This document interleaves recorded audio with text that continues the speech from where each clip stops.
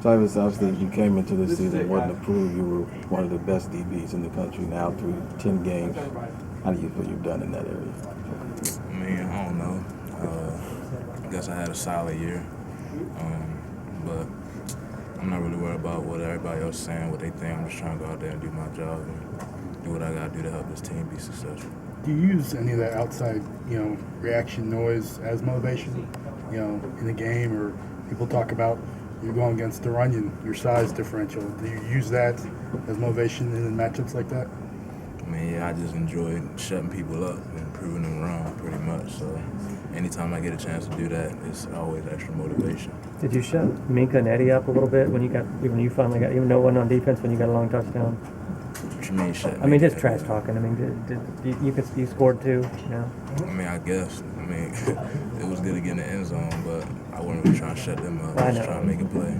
I've seen you after games kind of going a little bit of a retweeting spree. Does that kind of fire you up, see either good or bad things that people were saying about you during the game? I think it's funny, to be honest.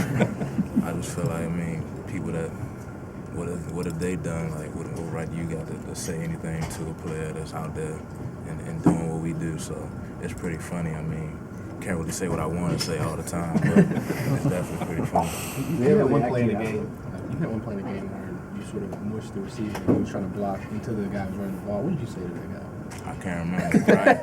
I probably couldn't even tell you what I said if I remember. So, but just a kind of fired up play. I mean, just in the moment of the game. So.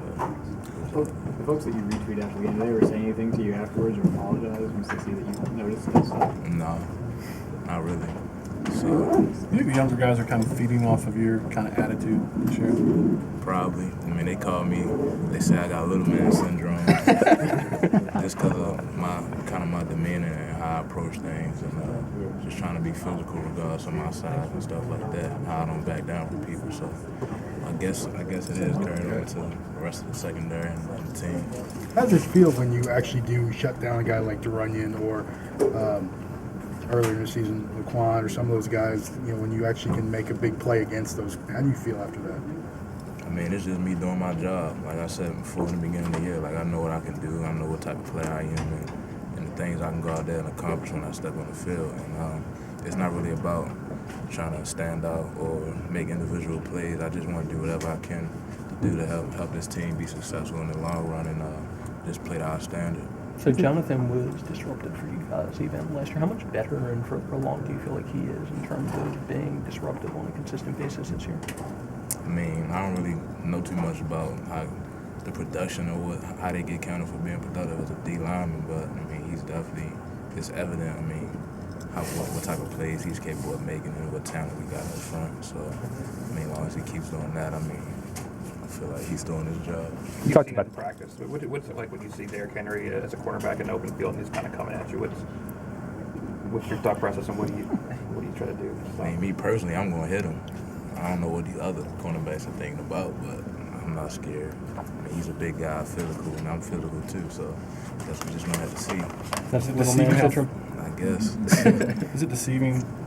Sometimes you may think you have an angle on him, but because he's such a long strider, he's faster than you look. Yeah, he definitely has deceptive speed.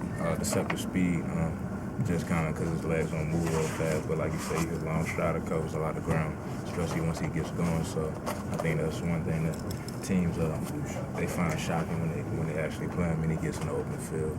Talked about some of the other guys kind of taking on your attitude. Like, do you just feel like there's a different kind of swagger about the secondary this year compared to last year? Definitely. I just feel as an overall whole, we're much more confident. You gotta have that swagger about yourself, especially playing corner and safety out there, and just being able to just let players go. If you give up a play, just focus on the next play and just not worrying about it and not letting it get you down. So you gotta have that swagger and confidence when you go out there. Or else it's easy to lose it. This Saturday, last day at the stadium.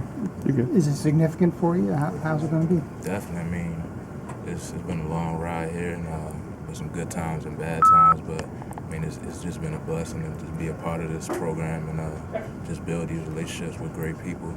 And it's going to be bittersweet on Saturday, that being my last game at Bryant-Denny. But I just feel like it's not the end of this season.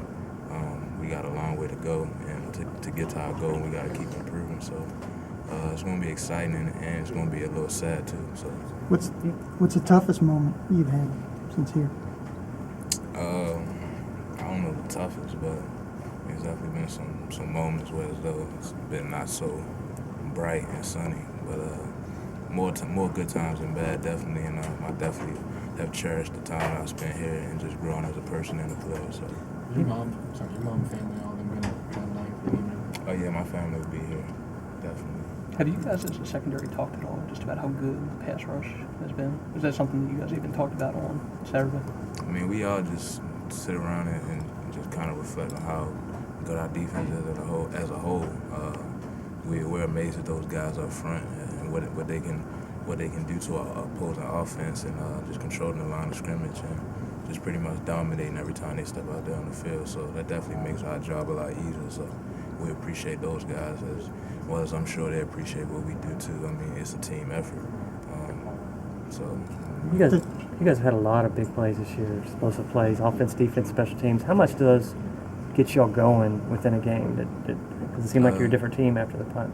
Yeah, I mean, a play like that, it definitely provides a spark. I mean, we started off kind of slow on both offense and on offense, I mean, defense was pretty much stopping those guys, and we just couldn't get anything going as far as points on the board. So just being able to make a play like that definitely made me feel good. I could just add a little spark to the team and to get us going a little bit. Jonathan Allen talked about the defensive line having a competition about making sacks or big plays or whatever. This is the whole defense as a whole. Y'all try to compete against one another I mean, you got the belt going on. Yeah. I mean, is it constant competition every play? Definitely. I mean, the fact that we can compete against each other it just makes us better.